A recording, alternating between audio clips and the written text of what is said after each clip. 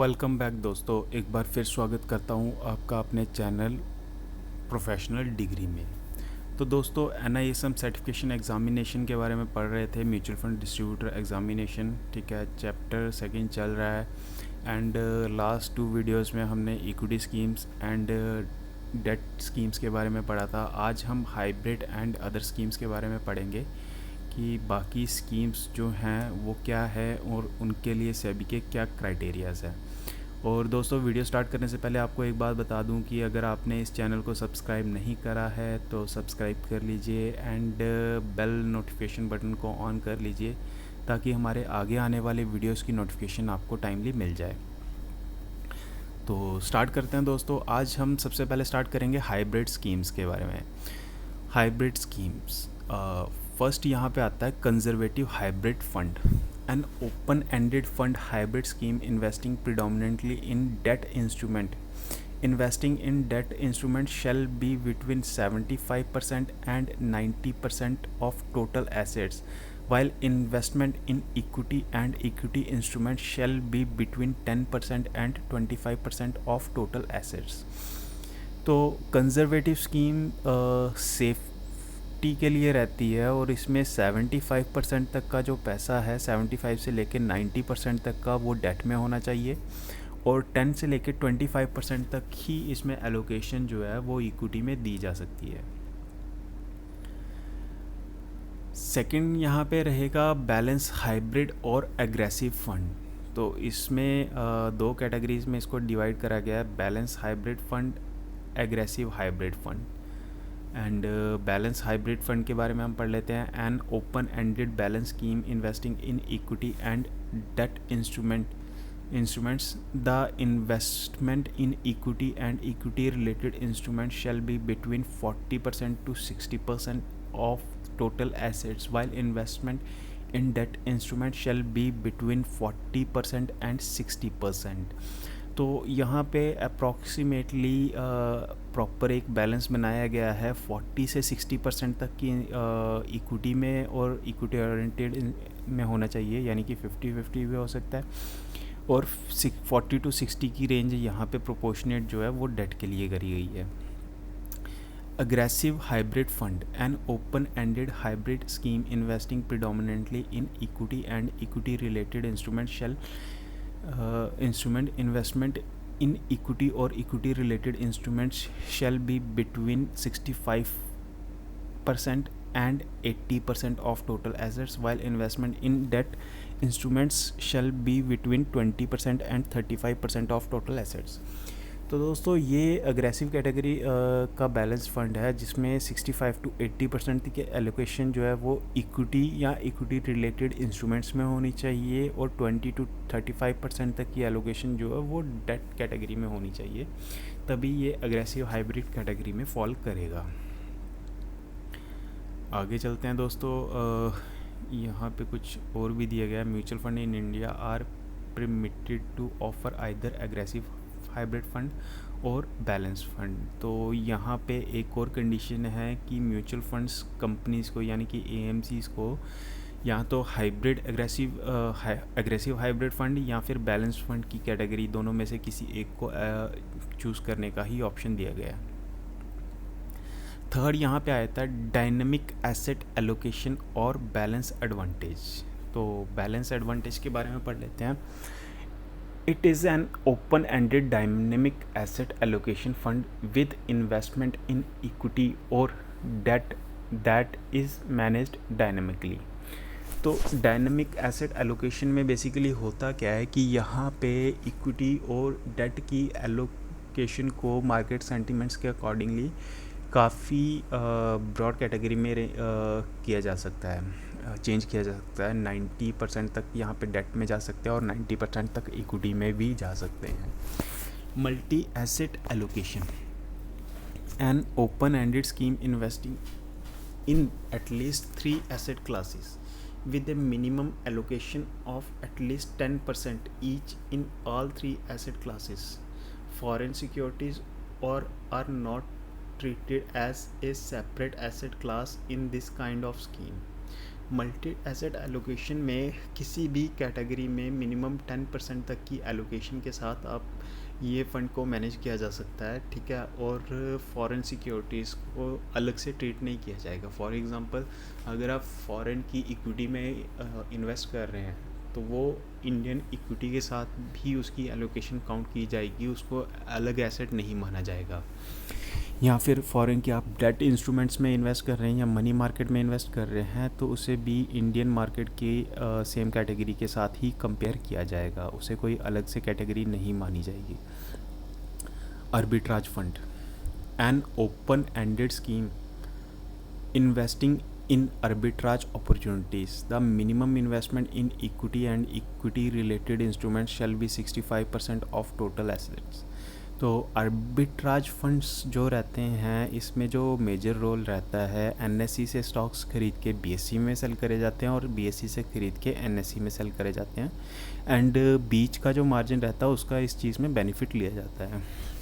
Like किसी भी stock को आप एनएससी और बीएससी के लास्ट ट्रेडेड प्राइस पे देखेंगे, उनमें 5 पैसा 10 पैसा का डिफरेंस रहेगा। ये उसी चीज़ का ये बेनिफिट लेते हैं और वहाँ से अपना प्रॉफिट जनरेट करते हैं।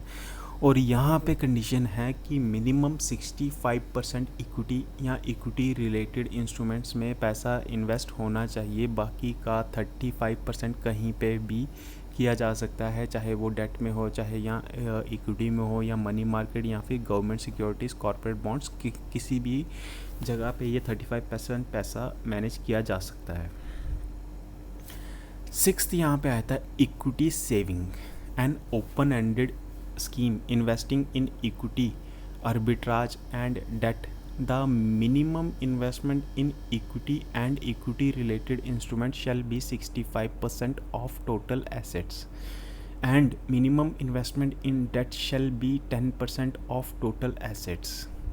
The minimum hedge and unhedged investment needs to be started in the SID. Asset allocation under defensive consideration may also be stated in the SID. तो जो भी इंफॉर्मेशन किसी भी स्कीम की रहेगी वो SID में मिल जाएगी आपको, स्कीम इंफॉर्मेशन डॉक्यूमेंट्स में। और यहाँ पे जो कंडीशन दी गई है कि इक्विटी या इक्विटी रिलेटेड इंस्ट्रूमेंट में 65% तक की टोटल एसेट एलोकेशन होनी चाहिए कम से कम फंड की, और minimum investment in debt shall be 10%। तो 10% यहाँ पे डेट की रहेगी, उसके अलावा 65% मिनिमम जो है वो इक्विटी की होनी चाहिए। एंड यहाँ इसी के साथ हमारा हाइब्रिड और बैलेंस कैटेगरी ख़त्म होती है और स्टार्ट होती है सॉल्यूशन ओरिएंटेड स्कीम्स। तो सॉल्यूशन ओरिएंटेड स्कीम्स के अंदर सिर्फ 2 सब कैटेगरीज हैं, retirement fund and children's fund. दोनों के बारे में पढ़ लेते हैं। An open ended retirement solution oriented scheme having a lock in of 5 years और till retirement age whichever is earlier. Scheme having a lock in for at least 5 years और till retirement age whichever is earlier. तो जो भी retirement funds रहेंगे उनका जो lock in है minimum 5 years का रहेगा, या फिर जो भी रिटायरमेंट एज रहे, चाहे रिटायरमेंट एज पहले आ रही है या 5 year का टाइम पीरियड पहले ख़त्म हो रहा है, दोनों ही रिटायरमेंट फंड में काउंट होंगे। उस टाइम पीरियड तक का, उस टाइम फ्रेम तक का ये रिटायरमेंट लॉक इन रहेगा। देर आफ्टर सेकेंड कैटेगरी यहाँ पे आती है children's fund, an open ended fund for investment for children having a lock in for at least 5 years और till the children attain age of majority whichever is earlier. Scheme having a lock-in for at least 5 years or till the child attain age of majority whichever is earlier.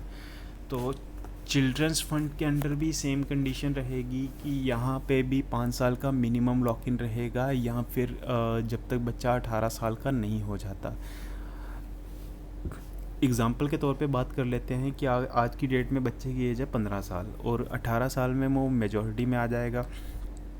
तो आपने आज invest करना शुरू करा है तो 3 years के बाद इस पर कोई भी लॉक इन एप्लीकेबल नहीं होगा, बेशक यहाँ पे कंडीशन 5 years की है। एंड अदर स्कीम्स के बारे में भी हम पढ़ लेते हैं। अदर स्कीम्स के अंदर भी दो स्कीम्स दी गई हैं। फर्स्ट है इंडेक्स फंड और exchange traded fund, and second is fund of fund, overseas और domestic.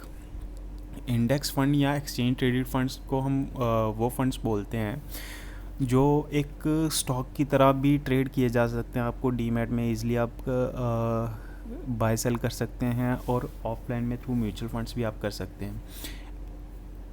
An open-ended scheme replicant or tracking a specific index. This minimum investment in securities of a particular index which is being replicated or tracked shall be 95% of total assets. तो index fund या exchange traded fund में किसी एक index की अगर मैं बात करूँ, निफ्टी जैसे एक इंडेक्स है, बैंक निफ्टी इंडेक्स है, निफ्टी आईटी इंडेक्स है, या सेंसेक्स एक इंडेक्स है, सेम वेटेज और सेम एलोकेशन इस स्कीम के अंदर रहेगी, बिकॉज हम किसी भी इंडेक्स को परचेज़ या उसमें इन्वेस्ट नहीं कर सकते।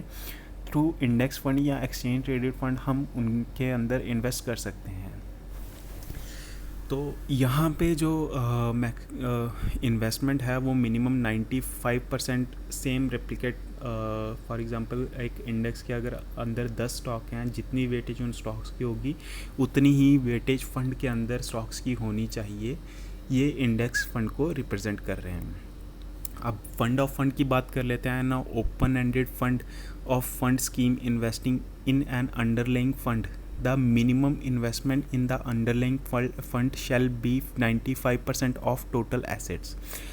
तो फंड ऑफ फंड में क्या होता है, जिस तरह से म्यूचुअल फंड स्कीम्स के बारे में पढ़ा, ठीक है, तो एक फ़ंड के अंदर 4, 5 या 10 फंड्स होंगे जिनके अंदर पैसा मैनेज किया जाएगा, और वहाँ से जो भी रिटर्न जनरेट होगी वो एवरेज रिटर्न इन्वेस्टर को मिलेगी। और ये फंड ऑफ फंड भी एसेट अंडर जो भी AMCs रहती हैं, एसेट मैनेजमेंट कंपनीज, वही इन फंड ऑफ फंड को चलाती हैं। इनके अलावा भी काफ़ी सारी कंपनीज रहती हैं जो फंड ऑफ फंड चलाती हैं। There can be only once per category expect in the following cases: index fund and ETF replicating or tracking different indices, fund of fund having different underlying schemes, and sector funds or thematic funds investing in different sectors or themes. Apart from the above, let us also take a look at certain other categories। तो इसके अलावा भी और काफ़ी सारी categories रहती हैं। Fix maturity plan, capital protection fund, infrastructure date funds. तो आज के लिए वीडियो को दोस्तों यहीं पे ख़त्म करते हैं, बिकॉज़ वीडियो काफ़ी लंबा हो गया, और इन बाकी कैटेगरीज़ के बारे में हम नेक्स्ट वीडियो में जानेंगे। तो आज के लिए दोस्तों इतना ही। अगर चैनल को अभी तक आपने सब्सक्राइब नहीं करा है तो सब्सक्राइब कर लीजिएगा, एंड बेल नोटिफिकेशन को ऑन कर लीजिएगा, ताकि आगे आने वाली वीडियोस की नोटिफिकेशन आपको टाइमली मिल जाए। आज के लिए दोस्तों इतना ही। Thank you.